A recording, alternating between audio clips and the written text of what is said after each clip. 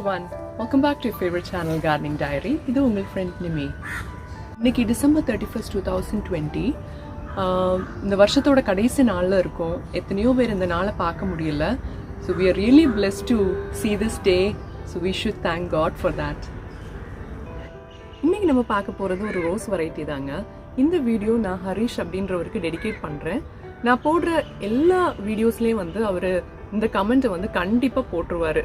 அது அவர் ரெடி பண்ணி வச்சிருப்பாரோ என்னவோ தெரியல, காப்பி பேஸ்ட் பண்ண மாதிரி எல்லா வீடியோஸ்லையும் அந்த கமெண்ட் இருக்கும். ஸோ அதனால இன்னைக்கு அவரோட விஷை வந்து நிறைவேற்றலாம் அப்படின்ட்டு I'm dedicating this video to him. And இன்னைக்கு நம்ம பார்க்க போகிறது வந்து மிட் நைட் ப்ளூ ரோஸை பற்றி. நம்ம மிட் நைட் ப்ளூ ரோஸ் பார்க்குறதுக்கு முன்னாடி லாஸ்ட் 10 டேஸ்க்கு முன்னாடி நான் பாட் பண்ண அந்த ரோஸஸோட ஸ்டேஜஸ் உங்களுக்கு காமிச்சிடுறேன் எப்படி இருக்குது அப்படின்னு. ஃபுல் சன்னில் இருந்து கொஞ்ச நாள் ஆயிடுச்சு, பெஸ்டிசைடும் ஸ்டார்ட் பண்ணிட்டேன். So will see that and நம்ம வந்து மிட் நைட் ப்ளூ வளர்ப்பு எக்ஸ்பீரியன்ஸ் பார்க்கலாம். Let's get in to the video. இந்த ரோஸஸ் பாட் பண்ணி ஒரு 12-14 நாள் ஆகுது. நான் டெரஸ்க்கு மாற்றி ஒரு 10 நாள் கிட்ட ஆகுது. நம்ம எல்லா ரோஸஸோட ப்ராக்ரஸ் பார்த்தோன்னா ஒன்று மாதிரி இல்லை. டெரஸில் மற்ற செடிங்களுக்கு இருக்கிற ப்ராப்ளம்ஸ் வந்து சிலதில் அஃபெக்ட் ஆகிருக்குது. இந்த செடி கொஞ்சம் ஓகேவாக இருக்குது, கொஞ்சம் ரிக்கவர் ஆகிடுச்சு. புது க்ரோத் மறுபடியும் கண்டினியூ ஆகுது. இது 2வது ரோஸ். இதில் பார்த்தோன்னா அதில் 2 ஸ்டெம் முன்னாடி ப்ரௌனாக இருந்துச்சு, அதை நான் ப்ரூன் பண்ணி விட்டுருக்கேன். அதுக்கப்புறம் வேறு எதுவும் டைபேக் மாதிரி எதுவும் ஆகலை, க்ரீனாக ஹெல்த்தியாக இருக்குது. கொஞ்சம் த்ரிப்ஸ் அட்டாக் இருந்தனால புது க்ரோத் இந்த பிளான்ட்டில் வரல.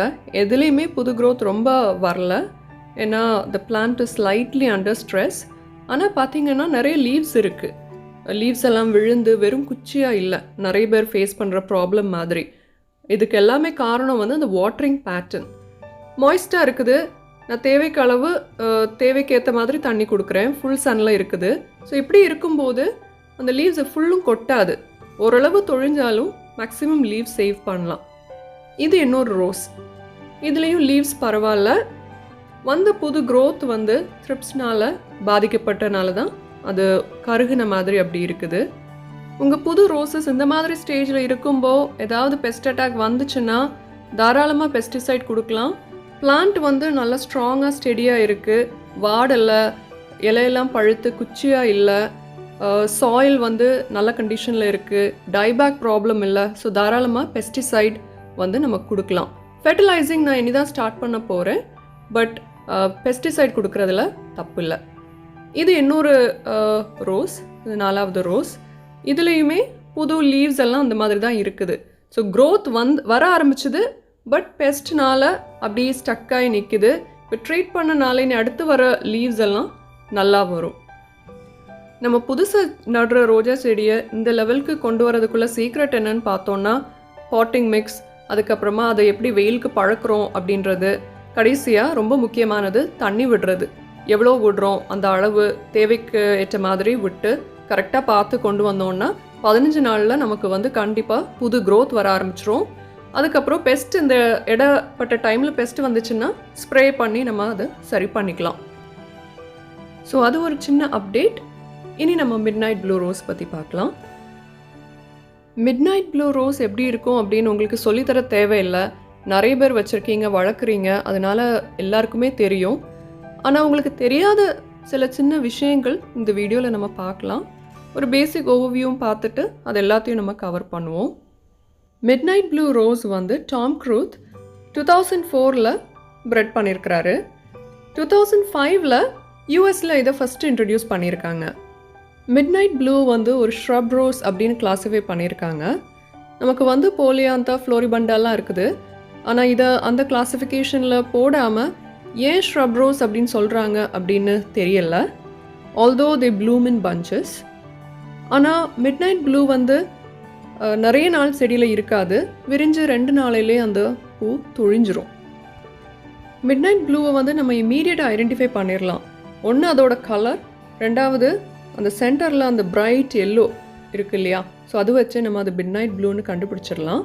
2வது நம்ம நார்மல் ரெட், ஒயிட், எல்லோ ரோஸஸ்க்கு இடையில இது ஒரு டிஃப்ரெண்ட்டான கலர், வித்தியாசமாக இருக்கும். ஸோ கார்டனில் இது பூத்து இருக்கும்போது ரொம்ப நல்லா இருக்கும். அதுக்கப்புறம் இந்த பூக்கு ஒரு யூனிக் ஃப்ரேக்ரன்ஸ் உண்டு. இப்போ நம்மளோட பன்னீர் ரோஸ்ன்னு சொல்கிறோம் இல்லையா, அது மாதிரி ஸ்ட்ராங் ஃப்ரேக்ரன்ஸ் கிடையாது. ஒரு ஸ்பைசி மைல்ட் ஃப்ரேக்ரன்ஸ். அதை அவங்க டிஸ்கிரைப் பண்ணியிருக்கிறது வந்து க்ளோவ், அதாவது கிராம்போட மனம் மாதிரி இருக்கும் அப்படின்னு கிளாஸிஃபை பண்ணியிருக்கிறாங்க.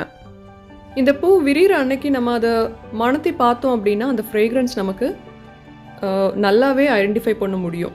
ஸோ இது இந்த மாதிரி பஞ்சாக தான் பூக்கும். அண்ட் இது கலர் சேஞ்ச் ஆகும். விரிஞ்ச அன்னைக்கும் அடுத்த நாளும் அதோட கலர் வந்து அந்த இன்டென்சிட்டி கொஞ்சம் கூடும். அதுக்கப்புறமா அந்த மாதிரி கரிஞ்சு அப்படி தொழிஞ்சிரும்.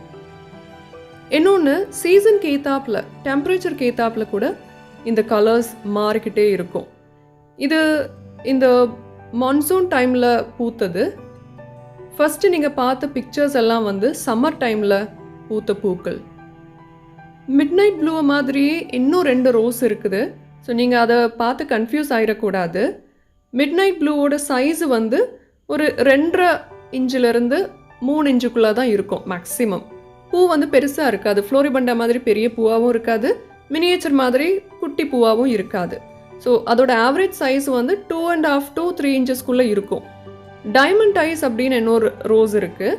அது வந்து மினியேச்சர். டைமண்ட் ஐஸ் வந்து மினியேச்சர்னால அதோட சைஸ் வந்து மேக்ஸிமம் 2 இன்ச் தான் இருக்கும். பெட்டல் கவுண்ட் கிட்டத்தட்ட சேமாக இருந்தாலும் அந்த பூவோட சைஸை வச்சு நம்ம ஐடென்டிஃபை பண்ணிடலாம். அதுவும் ஒரு ஃப்ரேக்ரண்ட் ரோஸ் தான். இதே மாதிரி பஞ்சா பூக்கும், இதே அளவு பெட்டல்ஸ் தான் இருக்கும். 3வது ஒரு ரோஸ், அது எப்டைட் அப்படின்னு சொல்கிறது. எப்டைட் வந்து இதே மாதிரி dark purple, very strong fragrance. ஆனால் அது ஃப்ளோரிபண்டா. ஃப்ளோரிபண்டா அப்படின்றதுனால ஃப்ளவர் சைஸ் கொஞ்சம் பெருசாக இருக்கும். ஸோ எப்டைட் நான் இன்னொரு நாள் போடுறேன்.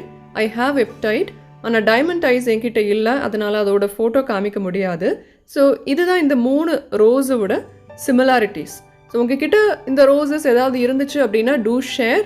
I'll be happy to know that. Midnight blue rose வந்து ஷ்ரப் அப்படின்னால ரொம்ப டாலாக வளராது, ஸ்ப்ரெட் ஆகி விரிஞ்சு வளரும். ஸ்பேஸ் வேணும்.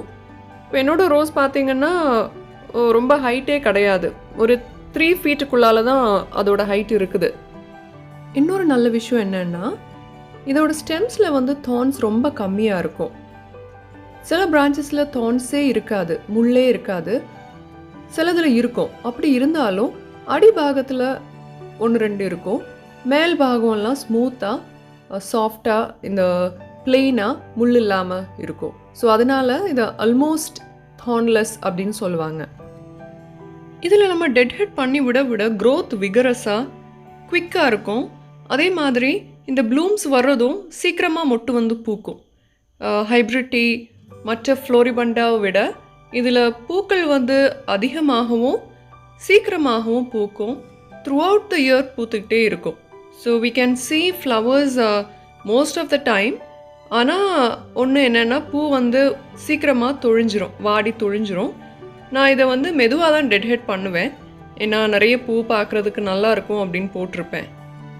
மிட்நைட் ப்ளூவில் ப்ராப்ளம்ஸ் பார்த்தோன்னா த்ரிப்ஸ், ஸ்பைடமைட்ஸ். இது ரோஸுக்கு பொதுவாகவே வரக்கூடியது தான். வந்துச்சுன்னா நம்ம பெஸ்டிசைட் கொடுத்தோன்னா சரி பண்ணிடலாம். ஃபேஸ் பண்ணியிருக்கேன், பட் பிரச்சனை எதுவும் இல்லை. அதுக்கப்புறம் லீவ்ஸ் பாருங்கள், க்ரீனாக ஹெல்த்தியாக இருக்குது. மைக்ரோநியூட்ரியன்ட் ஃபீட் ரெகுலராக கொடுத்துட்ருக்குறேன். ஸோ அந்த பேல் க்ரீன் லீவ்ஸ் ப்ராப்ளம் எனக்கு ரொம்ப வந்ததில்லை மிட்நைட் ப்ளூவில். பிரச்சனைன்னு பார்த்தோன்னா ரொம்ப ப்ராப்ளமேட்டிக்காக உள்ளது லீவ்ஸ் எல்லோ ஆகிறதும் ப்ரௌன் ஸ்பாட்ஸும் தான். எஸ்பெஷலி மழை சீசனில் இதை நான் ரொம்பவே ஃபேஸ் பண்ணியிருக்கிறேன். சில டைமில் வந்து வெறும் ஸ்டெம் மட்டும் இருந்திருக்கு. அதனால் அது மட்டும் கொஞ்சம் பிரச்சனையாக இருந்திருக்கு. மற்றபடி வேறு எதுவும் இல்லை. இது 2 to 2.5 years old ரோஸ். இது இன்னும் ஸ்ட்ராங் ஆகுமான்னு எனக்கு தெரியாது. இது ஏஜ் கூடும்போ இதோட ரெசிஸ்டன்ஸ் எல்லாம் இன்க்ரீஸ் ஆகுமா, இம்யூனிட்டி பில்ட் ஆகி நோய் எதிர்ப்பு சக்தி வந்து கூடுதல் வருமா அப்படின்றது பொறுத்திருந்து தான் பார்க்கணும். பூக்கள் வந்து நான் பிஞ்ச் பண்ணி விடுற மாதிரி பண்ணாதீங்க. கரெக்டாக சிசர்ஸ் யூஸ் பண்ணி டெட் ஹெட் பண்ணுங்கள். இப்படி பண்ணினோன்னா டைபேக் ப்ராப்ளம்ஸ், அதிலிருந்து வேறு டிசீசஸ் கூட ரோஸுக்கு வரும். ஸோ அதை நான் அந்த பூவை எடுத்து விடுறதுக்காக தான் அப்படி பண்ணினேன். இதுக்கப்புறமா நான் சிசர் யூஸ் பண்ணி எல்லாத்தையும் கரெக்டாக டெட் ஹெட் பண்ணி விட்டுருவேன். இதான் ஃப்ரெண்ட்ஸ் மிட்நைட் ப்ளூ ரோஸை பற்றின கொஞ்சம் details based on my experience. Thank you so much for watching, friends. Harish, I hope you enjoyed and liked this video. Midnight Blue Rose illana ini neenga vaangi valakalam. You know how to take care of it. All right. And ellarukkum advance happy new year. Take care of yourself. I'll see you soon on another video. Until next time, this is your friend Nimi saying goodbye from Gardening Diary. Bye bye everyone.